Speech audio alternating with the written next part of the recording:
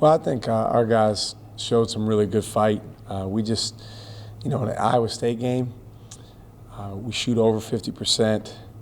Our guys, we had some really good stretches defensively, but we turned the ball over 19 times. And then we also had some stretches defensively where we gave them some opportunities we need to take away. So it's still consistency. We have to be more consistent doing the right things. But I think our guys really showed a lot of fight, and they stayed together, and they hung in there with each other.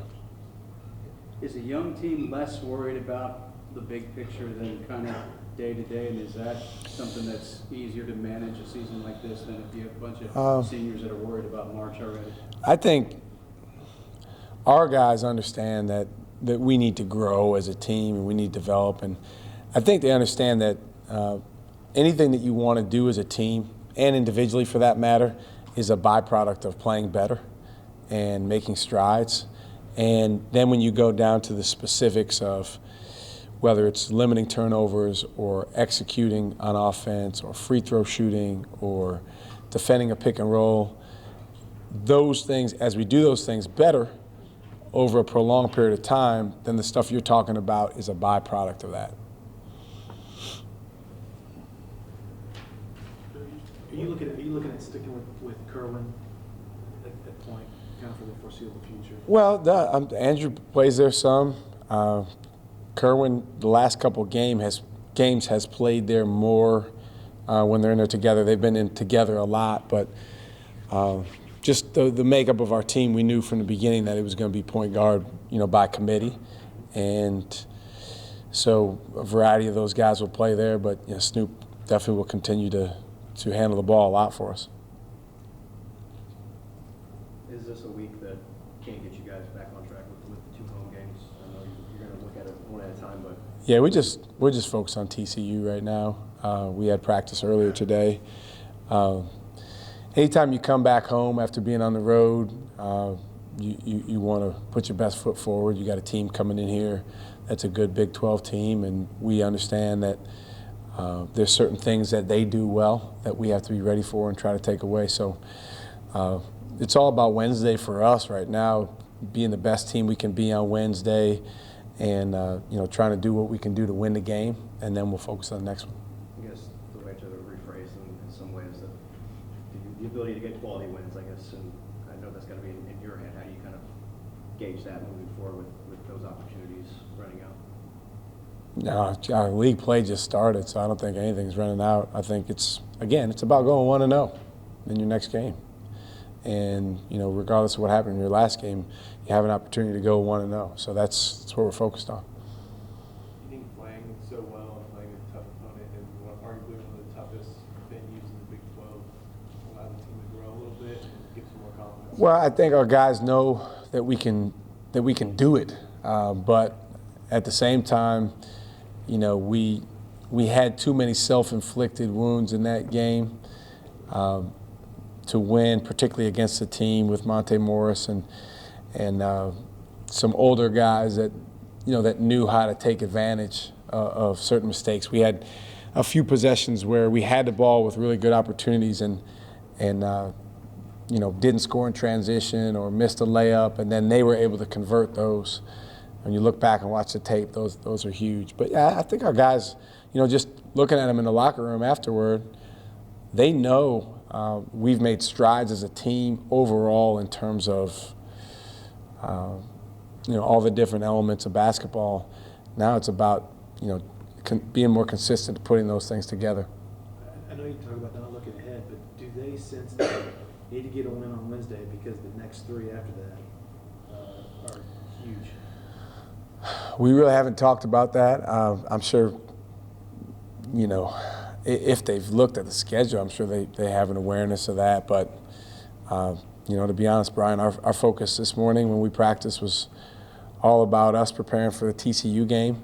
That's all we talked about. And we talked a little bit about coming out of the Iowa State game and some things we obviously need to learn from that.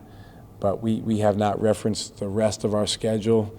And then we'll make sure over the next couple days to remind our guys that we have a very good Big 12 team coming in here, and that's where our focus is. You talked a lot about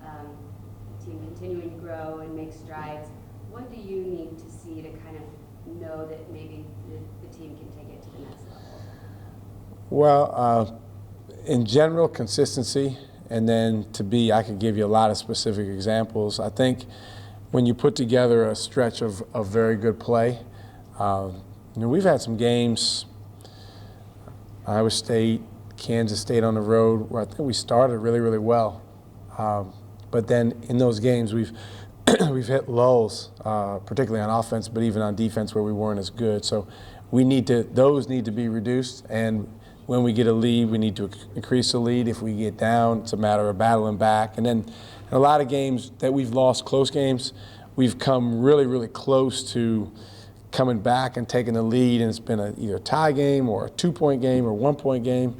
And I think one step that what you'll see is as we get more consistent, we'll be able to take leads back and then have a level of resolve to finish the game. What's it say about the league? You got 1 and 2. You've got TCU with not a great tradition, able to attract a Jamie Dixon to that program. And just kind of the state of the league right now. Yeah, it's a terrific conference with great teams, and every game's going to be competitive. You have right now, obviously, some of the best teams in the country, in our league, and then everyone else, is really, really dangerous as well, just because of the makeup of who they have on their team. And so you see a lot of close games. You see games coming down to the wire. It's going to be, as it was last year was my first year, so I don't have a ton of history in the league, but as it was last year, and I assume as it's been in the past, you're going to have a lot of people beating up on each other for the next 2 months. Your thoughts on Jamie? You guys are kind of in the same region, I suppose, with VCU and Pitt. Oh, he's a great coach. Yeah, he did a phenomenal job at Pitt, and built that program around toughness and defense and grit. And I'm sure he'll do the same thing at TCU. He's done a really good job there so far. He's got those guys playing with a lot of fight and a lot of energy. So he's a really good coach. Any update on Kendall and Mo? Kendall's still out. As you know, he had a high ankle sprain, so those things are hard. I think they took him out of the boot. So he and I did a pool workout together at Iowa State.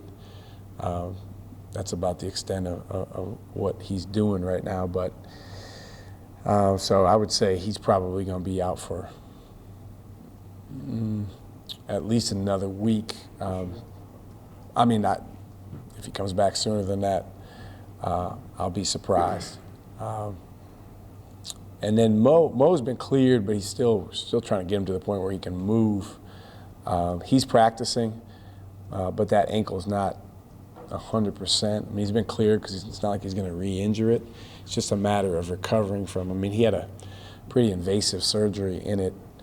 I don't know, about 8 weeks ago. So he's still recovering from that, but he's practicing, and hopefully be able to get in the game and help us soon.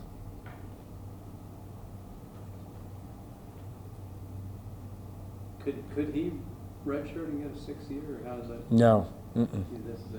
No, you only can do that if you have to ask the NCAA for it. He could try. He could try, but usually for guys that transfer, they don't get that.